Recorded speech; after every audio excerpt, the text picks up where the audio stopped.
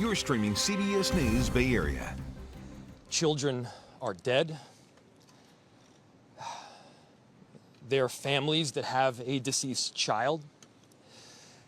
You cannot put into words the gravity, the tragedy, or the absolute pain of this situation.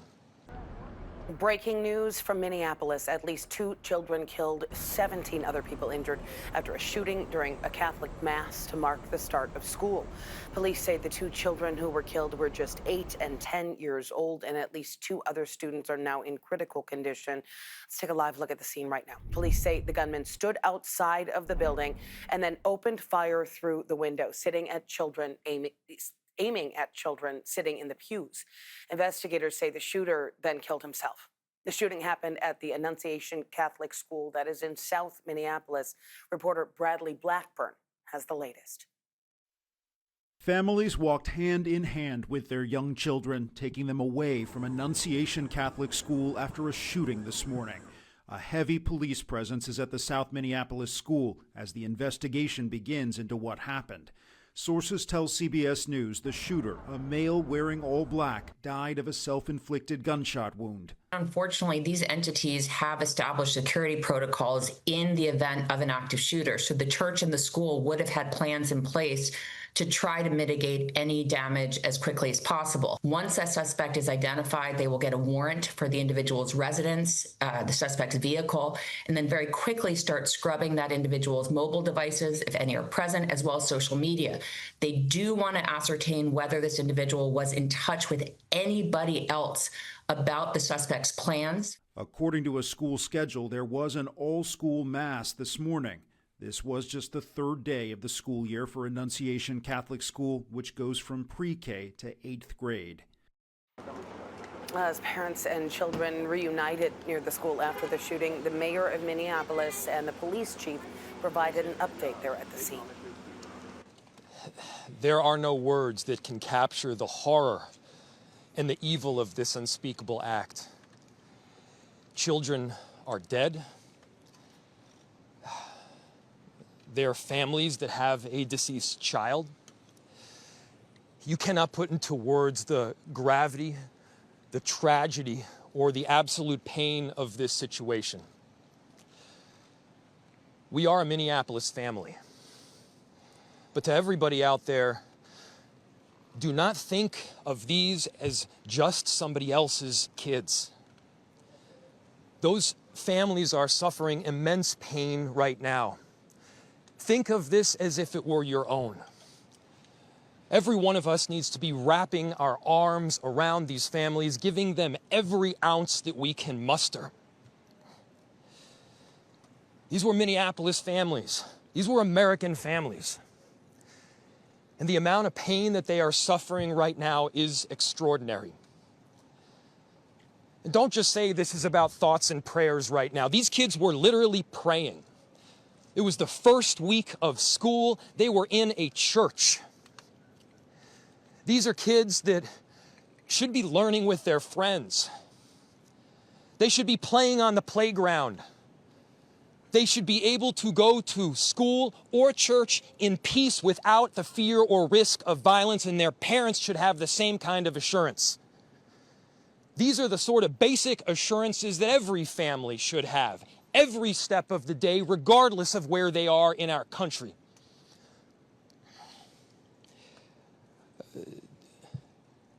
I'm so deeply saddened, and I'm so sorry to the families that I know are suffering right now. My ask is to everyone, stand by them. Love them. These families have forever been changed, and we've all been changed with them. During the mass, a gunman approached on the outside on the side of the building and began firing a rifle through the church windows towards the children sitting in the pews at the mass.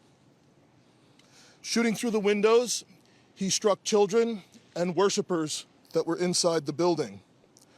The shooter was armed with a rifle, a shotgun, and a pistol. This was a deliberate act of violence against innocent children and other people worshiping. The sheer cruelty and cowardice of firing into a church full of children is absolutely incomprehensible. All right, let's go back out live now. Pictures out of Minneapolis. Police say that they entered the church after the shooting and provided first aid to some of the people who were injured and rescued some of the children who were hiding throughout the church. Police believe the shooter acted alone. They say he is in his early 20s and had no known criminal history. Again, 2 children, ages 8 and 10, killed, 17 other people injured after a shooting during a Catholic mass. We are going to stay on top of this. We'll bring you the latest developments as they come in on air, online, and streaming on the CBS News app. Still ahead here on CBS News Bay Area, Oakland Mayor Barbara Lee marking 100 days in office by taking a big step to crack down on homelessness. We're breaking down her 5-step plan, and if people living in Oakland thinks it's a step in the right direction. We have watched sweep after sweep happen for the past 8 years and watched countless lives be impacted so negatively. Plus, some cars returning to Market Street in San Francisco for the first time in years, why critics say the city is heading down the wrong route. Well, we're starting to warm up as we head into the next couple days here in the Bay Area. Today, we're in the low 80s throughout most of our inland spots. Tomorrow, upper 80s. And if you think that's warm, wait until this weekend when we jump right back up into the 90s right around the corner. It'll be a warm summer-like weekend for us, but then we cool right back down to average as we head into early next week. And that's also the case for our friends along the Bay. I mean, low 70s for now. We'll quickly jump to the upper 70s by Saturday and Sunday with sunny skies, and then back to those cool, cloudy conditions and cooler temperatures, too, into early next week. Today, Oakland Mayor Barbara Lee is marking 100 days in office. Her administration is trying to turn the page on several long-standing issues, including homelessness. City leaders have been trying to address that, taking steps to clear several encampments, including what was one of the biggest encampments in the city, East 12th and Wood Street, back in May.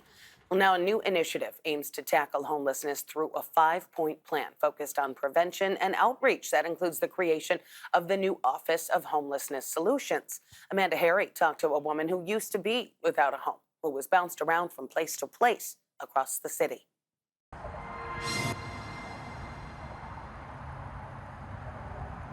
Mayor Barbara Lee is working to end the homelessness crisis in Oakland for good. But Freeway hopes she does it while still recognizing the humanity of those living on the street. I'm really hopeful that she will continue to put the voices of the most impacted first and foremost.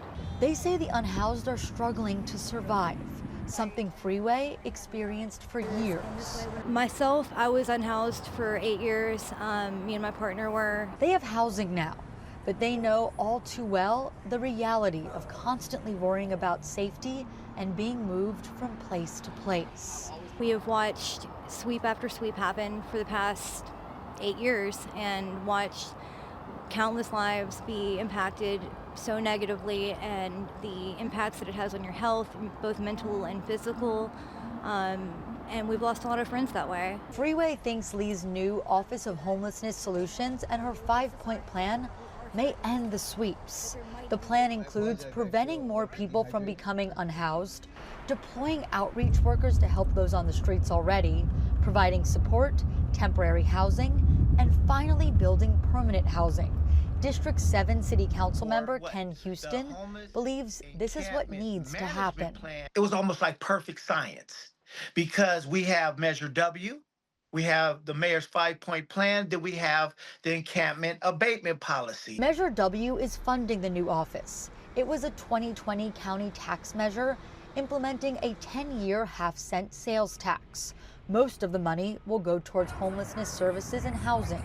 The encampment abatement plan is Houston's proposal to aggressively clear encampments. City Council will vote on that in September.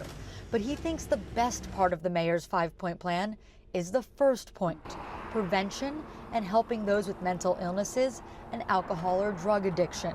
How you prevent it is you help the mental, and the AODs, you give them the services that they need. And then you get them housing, proper housing. You get them shelter and services first, then housing. Because if a person is mental, a person is AOD, how can they hold on to housing? They can't. Freeway hopes that while all of this is being executed, leaders don't lose sight of the toll homelessness has taken on the community and remember those who have lost their lives to homelessness. And we lean on those memories and those people that are no longer with us to continue the fight for them. In addition to tackling homelessness, Oakland is also trying to address illegal dumping. That has been a big issue across the town.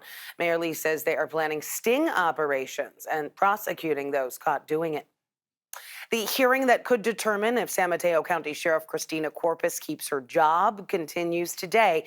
That is going on in Redwood City. A high-profile witness, her former chief of staff, Victor INJ, took the stand Tuesday. Their working relationship is at the center of some of the misconduct allegations against Corpus. The county claims that he was promoted despite a lack of formal law enforcement experience. Our Lauren Toms has been covering the hearing and asked him if there was a romantic relationship between the pair, and he denied it. Did you have a romantic relationship with Christina Corpus? I did not. She's a friend, and I'm very proud of her because what she's endured and all the defamation and lies. INJ was testified that his role was professional. Legal analyst Steve Clark says that his testimony is critical for Corpus to keep her job. He is the undercurrent of the entire case. And if the Corpus team can dispel a lot of these rumors and saying this was just an individual who wanted to be involved with government and wanted to see our county move forward, I think that will go a long way to the court. Once the hearing wraps up this week, a retired judge overseeing this will have 45 days to make a recommendation on how to proceed to the County Board of Supervisors. They have the final say. New data shows that violent and property crimes are down on BART. BART police say violent crime has gone down by almost 36% in the first 7 months of this year compared to the same time period last year. That includes homicides, rapes, robberies, and aggravated assaults. You can see year by year, it has dropped significantly since 2023, when crime rates were nearly as high as pre-pandemic levels. It comes as ridership is up 12% compared to this time last year. Some BART riders say they've noticed the safety improvements, while others believe there's still work to be done. It's more enforced. Like, they have like a designated area for like BART police so people can report things. I'm sure it's the numbers game. More crime, more people. Less people, less crime. I see it a little bit worse than post-COVID. Better than actual COVID times.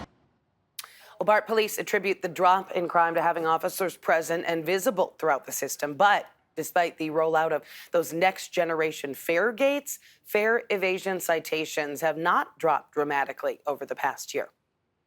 Ride-hailing cars have now returned to San Francisco's Market Street. Mayor Daniel Lurie says this is going to help bring people back to the struggling downtown area. But as Kenny Choi shows us, critics say it's going to have the exact opposite effect.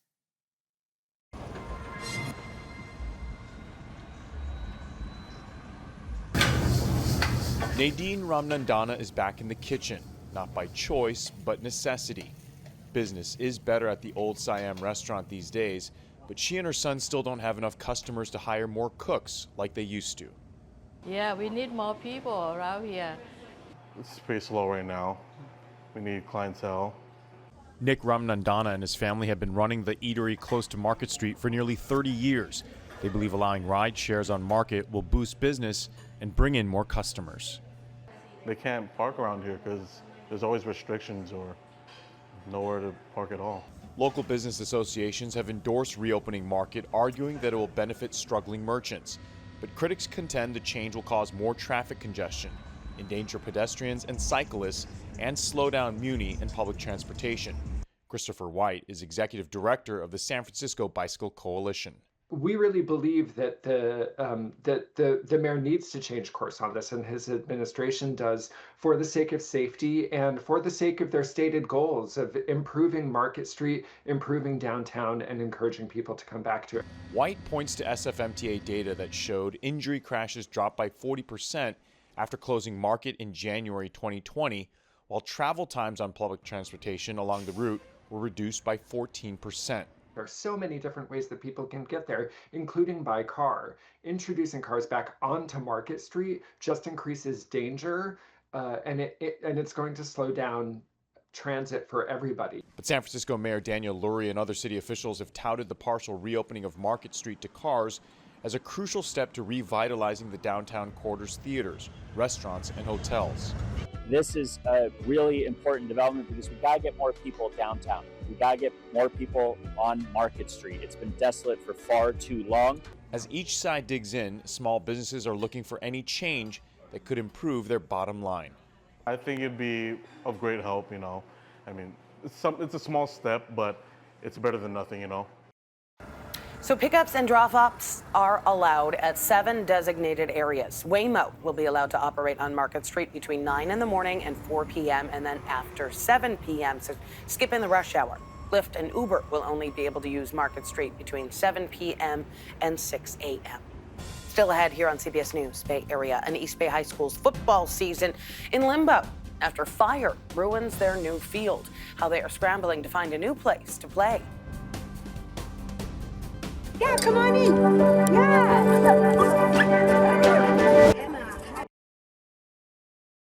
All of our microclimates are kind of doing their own thing this afternoon, but all of us together are going to start warming up as we head into this weekend. I'll show you that in just a second. Let's start off with today a little bit more. We're halfway through the work week and we're dealing with nice cool weather. I mean, we're talking about gustier conditions into this afternoon. That'll be a lot more noticeable in places like San Francisco, stretched along the Delta all the way up into places like Fairfield and Concord, up to around 20-mile-per-hour wind gust expected this afternoon. And we continue to keep a close eye on the surface level smoke too from the picket fire up near Calistoga. Right now, we're still seeing in that unhealthy category for air quality, and we monitor that closely because this is going on day 5, 6 of what we've been dealing with up there when it comes to fire weather conditions. So heading into the next couple days, we have a lot of sunshine in the forecast for us. It's noticeable every single day into the afternoon hours, and high pressure warms us up a bit more into this weekend, all the way up into the upper 70s by Saturday and Sunday. And then we're back to cool, cloudy conditions into early next week. It's as though the summer-like weather just wanted to hang out for the weekend and then ditch us as we head into the work week. Now you make your way over into our inland spots. That warm up is even more noticeable. I mean, we're talking about daytime highs mostly below average today off into the East Bay. That's not the case by tomorrow or Friday, but we're still holding on tight to 80s.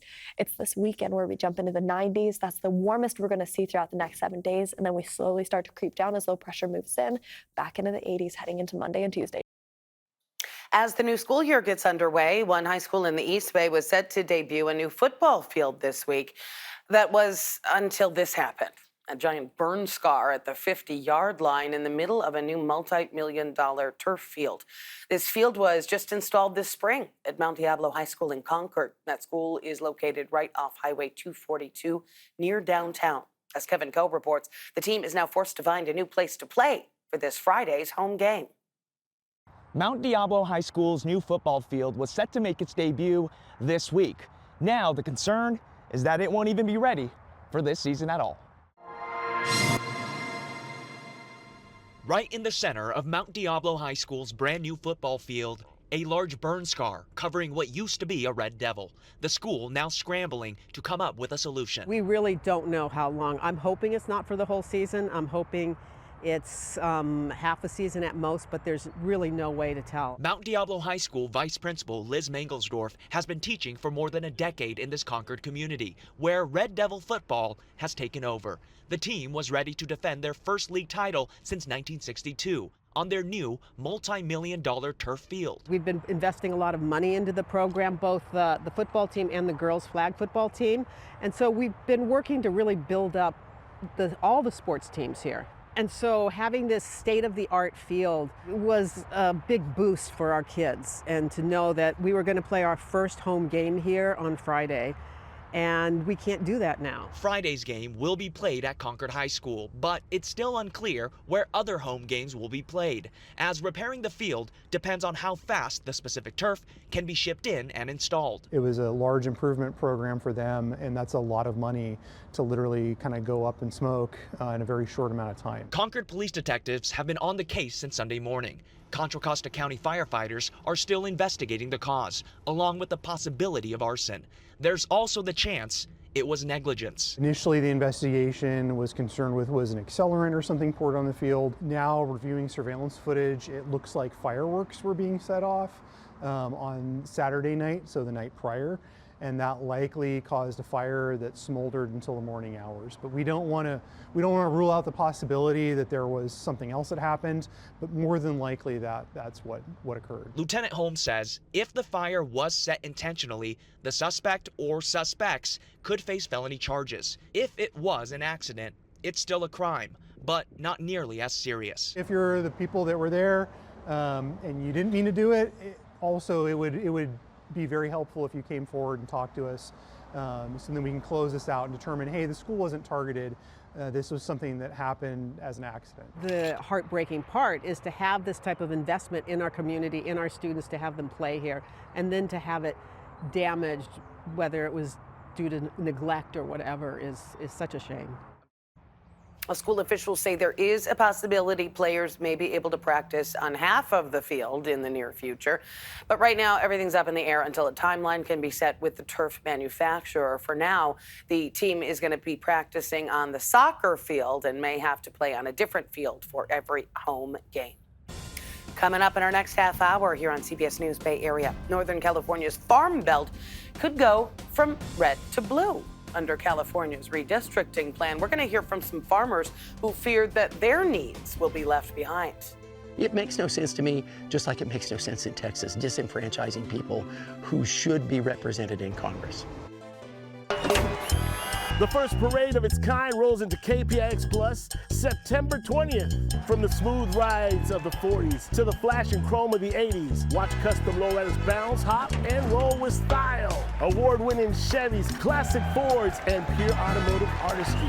Join Sarah Donchi and myself for King of the Streets Parade, Saturday, September 20th at 1 p.m. Only on KPIX Plus and CBS News Bay Area.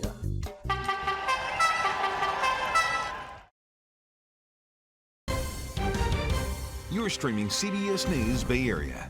Thank you for staying with us. I'm Ann Makovic. Here is another look at our news headlines. We are continuing to follow breaking news from Minneapolis, where at least 2 children were killed and 17 other people injured after a shooting during a Catholic mass to mark the start of school. Police say the 2 children who were killed were just 8 and 10 years old, and at least 2 other students are in critical condition.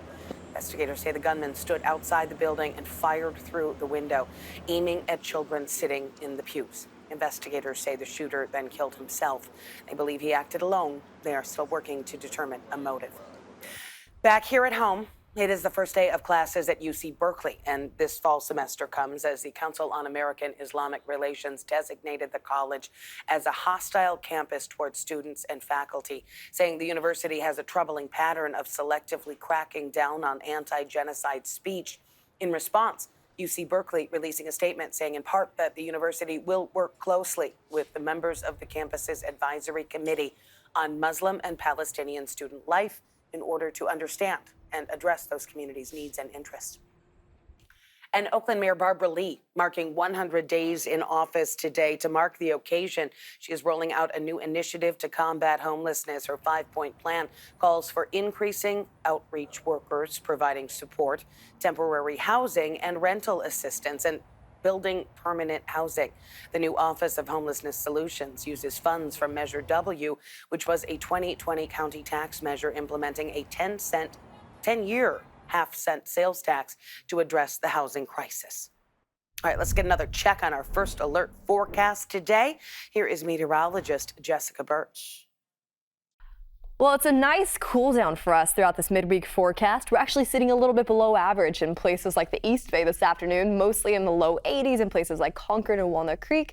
We have some upper 80s in the forecast near Antioch and Livermore. Up into Santa Rosa we go. Today we're holding on tight to 70s. That puts us actually 8 degrees below average near Santa Rosa this afternoon. We're right at average in San Francisco in the upper 60s this afternoon, and all the way down into the Santa Clara Valley, a degree above average, sitting at 83 degrees near San Jose. Here's the thing though, we're going to continue to warm up as we head into the next couple days, so enjoy this nice mild forecast in this midweek setup while we have it. Another thing to mention too, some stronger winds are expected for us into this afternoon. Just around lunchtime, we're up to around 18 to 20 mile per hour wind gust in places like Fairfield all the way over into San Francisco. Napa will start to see some stronger gusts as we head into the evening hours tonight around dinner time. And that's important to note too, because those winds have been going mostly to the north and the northeast. And of course, we're monitoring that surface smoke too really closely from the picket fire air. We've been seeing some poor air quality throughout the past couple days. We're still seeing similar conditions this afternoon closer to Calistoga, sitting in that unhealthy category for sensitive groups. We'll continue to monitor that closely as we head into the next couple days. And speaking of the next couple days, we're warming up a lot as we head into this weekend's forecast. 80s today, upper 80s tomorrow. Suddenly we're talking about 90s as we head into Saturday and Sunday, making the weekend nice and warm. But then we get right back down to average as we head into next work week and school week. So a little bit of a summer weekend ahead of us, a nice little cool down as we head into early next week with some cloudier skies too along the bay. I mean, look at this. Throughout the next couple days, we're seeing sunshine. Even for places like San Francisco and Oakland, it'll be beautiful outside. Those clouds roll back in as we head into early next week. All right, now to the fight over Prop 50, the controversial ballot measure that would redraw California's congressional districts. Democrats are selling it as a way to fight back against President Trump and those redistricting efforts by Republicans in Texas. But now we're hearing from some voters up north who would be directly impacted by the change if it is approved in the November 4th special election. The changes would likely add 5 more Democratic seats across the state, among them Butte County, where farming and water issues are top of mind. Voters there tell our Kara St. Cyr that they're fearing their interests are going to be ignored and their voices silenced.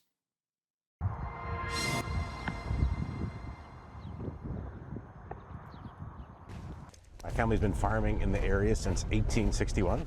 Farming is in Ryan Shore's blood. So I'm the 6th generation. Shore Farms is located in Congressional District 1, Butte County, the beating heart of Northern California's Farm Belt.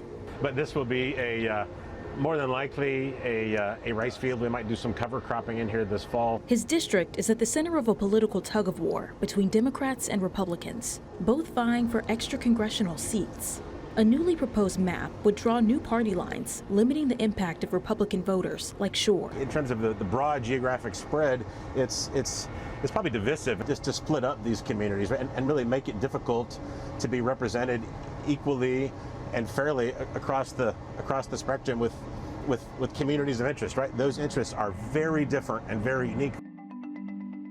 The new map slices District 1 in half, cutting out heavily Republican counties. Lawmakers then extended the border to include parts of Sonoma and Marin County, dyeing the once red district deep blue. People here, I think, are going to feel pretty much abandoned. The new lines aim to oust Republican Congressman Doug LaMalfa from a post he's held since 2013. I know this seat doesn't belong to me, and it's not forever anyhow.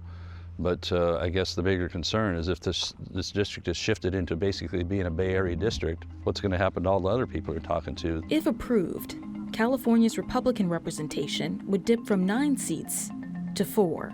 LaMalfa says rural concerns will be buried under Bay Area voices, including the cost of this redistricting effort. It's projected that it's going to cost the state $235 statewide to run it, and the counties I represent, they've sent us their projections, and it's going to add up to right at $4 million. These are already small, struggling counties. They just had to put a new sales tax here to pay for police and fire and libraries. But he's also concerned about water policy. 20 miles south of LaMalfa's farm, Dr. Dave Daly echoes his concerns. Bay down. Everybody worries about water. Everybody has changed and improved their irrigation systems to try and be more efficient. You know, it's timers on your wells, and it's lots of things you do. According to the California Water Impact Network, about 80% of the state's developed water is set aside for farmland as of 2025. Newt, way around, way out. But Daly is scared of more caps on how much he can use.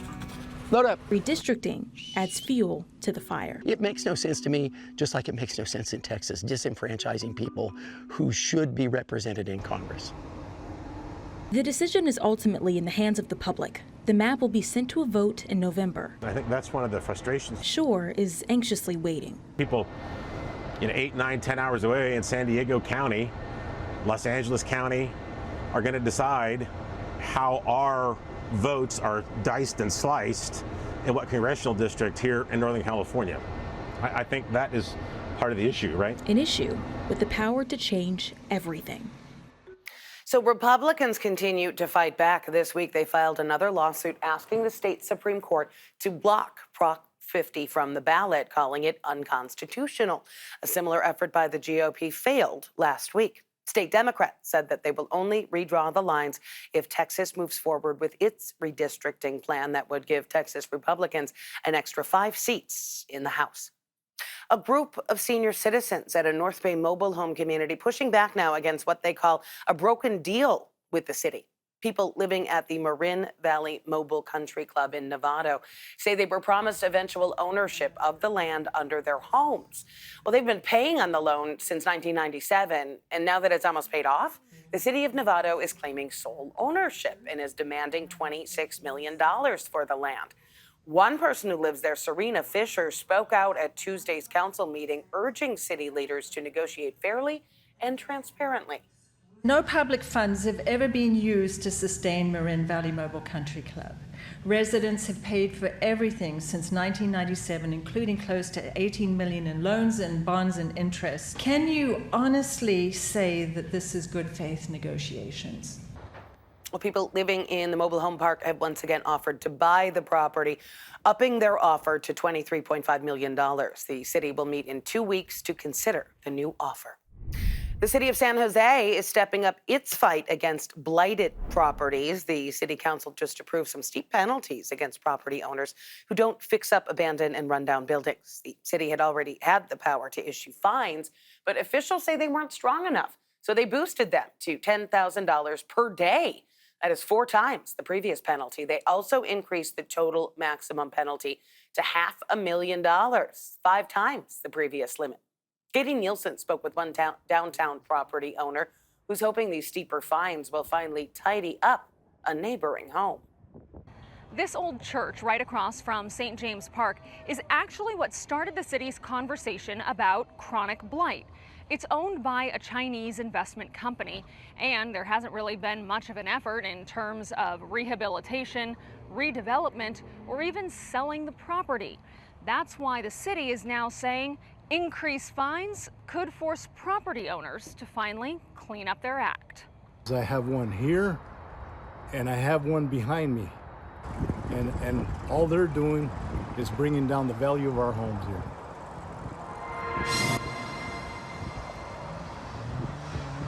Longtime San Jose resident John Ray Tapia says he is surrounded by blight.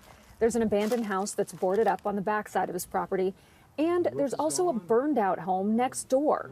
He says it was once abandoned and boarded up as well, but he says unhoused residents moved in and accidentally set it on fire about 3 years ago. I'd like to see them fix it up and someone else using it. Tapia says he even offered to buy the property from the owner, but the owner refused to sell, instead leaving it exactly as it is for years. It's unsightly and it doesn't look good for the neighborhood. That's why the San Jose City Council decided to increase the fines for property owners who refuse to clean up their lots to a maximum of $10,000 a day or a maximum of $500,000 a year, the highest fine amount in the state. We are, already hurling fines at them, but a lot of these individuals, property owners, are quite wealthy or they live overseas. And so they treat these minor fines as essentially a cost of doing business. Councilmember Ortiz says many of the issues are happening in his district of East San Jose, but there are sites all over the city that are chronic eyesores. If you don't want to maintain your property and you're okay with having blighted buildings and fires and trash, we're going to push you to sell it to somebody else who will maintain it and make use of it. We need housing, we want jobs. Lifelong San Jose resident Robert Tenori agrees and says the former Church of Christ scientist should be first on the city's list. The property was left abandoned for years after a failed restoration plan. There's plenty of people that could benefit from this being restored and improved upon, and for decades it seems now it's just been neglected. Councilmember Ortiz says this really is supposed to be a tool of last resort for chronic offenders. He said the intention is not to penalize property owners who might be having a temporary problem. So what happens when the financial penalties are not enough to motivate property owners? The city also has the power to take legal action, like what happened with a set of lots just blocks from City Hall. This is some video from last year from a property on North 4th Street and East St. John. There used to be 2 Victorian homes there, but they burned down and the owner never cleared the area. Eventually, the city forced the property into a receivership. then cleaned up the land earlier this year. And now that property is up for sale for $35 million. It's already been approved for a new building with hundreds of housing units, though it's not clear right now if the sale would change those plans. The owner of a Mexican restaurant chain in Central California is accused of hiring the leader of a motorcycle gang to set fire to one of his own restaurants. Here's a look at the aftermath of that fire at the vacant Bobby Salazar's restaurant on Blackstone Avenue in Fresno.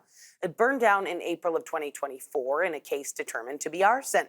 Well, the criminal complaint states that the underperforming restaurant had shut down 3 months before that. Prosecutors say after the closure, the owner, 63-year-old Robert Bobby Salazar, renewed the insurance policy with increased coverage and then hired the president of the Screamin' Demons Motorcycle Club to set fire to the building. They say Salazar ended up getting at least $980,000 for his insurance claim. He's now been arrested on federal charges. If convicted, he is facing at least 5 years in prison. Coming up next here on CBS News Bay Area, the 49ers finalizing their roster for the upcoming season. We'll take a look at the key players who did not make the cut. Well, we're starting to warm up as we head into the next couple days here in the Bay Area. Today, we're in the low 80s throughout most of our inland spots. Tomorrow, upper 80s. And if you think that's warm, wait until this weekend when we jump right back up into the 90s right around the corner. It'll be a warm summer-like weekend for us, but then we cool right back down to average as we head into early next week. And that's also the case for our friends along the Bay. I mean, low 70s for now. We'll quickly jump to the upper 70s by Saturday and Sunday with sunny skies, and then back to those cool, cloudy conditions and cooler temperatures, too, in early next week. The 49ers returned to practice today, and as Vern Glenn explains, the field is not going to be as crowded as it was during training camp. This is the Audi Red and Gold Report. Tuesday was cutdown day in the NFL, which means the 49ers trimmed their roster down to 53 players as they get ready to begin the regular season. Here's a look at some of the notable players who were let go. Running back Jeff Wilson Jr., linebacker Curtis Robinson, and receivers Robbie Chosen and Tariq Owens and Russell Gage. For those who did make the initial final 53, the goal is real simple. We have a team that can do it and go all the way, and we got new guys on the team, new faces, and we all have to learn each other and get ready to go on this journey. It's a long journey, 18 weeks of football, then playoffs. And then obviously we're going to be playing in the stadium a bunch this year, so we can get used to it, and hopefully we can be playing in it at the very end as well. With the Red and Gold Report, I'm Vern Glenn. Well, the Niners going to kick off their regular season against the Seahawks in Seattle. That is happening on Sunday, September 7th. The Kansas City Chiefs might be a little distracted by the engagement heard around the world. Taylor Swift and Travis Kelce announced, you've probably heard, that they're getting married. A couple posting these photos of the proposal with the caption, your English teacher and gym teacher are getting married. It was paired with Swift's song, So High School, rumored to be about the Kansas City Chiefs player. The engagement ring, a vintage 10-carat stunner that Kelce designed himself. Jewelers estimate it's worth anywhere between $500,000 and $1 million. Wedding experts say their big day could spark trends across fashion, flowers, and more. People will be watching closely. I mean, even just her Instagram post and seeing the floral design of the engagement. Taylor Swift has a new album, The Life of a Showgirl, coming out later this year, and Kelce's football season kicks off next week. Coming up here on CBS News Bay Area, a Bay Area fashion designer giving away some of her iconic creations, all for a good cause. Why she says she needed to step up to help. Oh, thank you so much.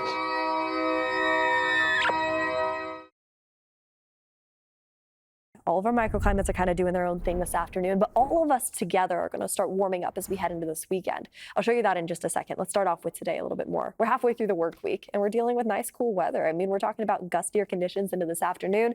That'll be a lot more noticeable in places like San Francisco, stretched along the Delta, all the way up into places like Fairfield and Concord, up to around 20-mile-per-hour wind gust expected this afternoon. And we continue to keep a close eye on the surface level smoke, too, from the picket fire up near Calistoga.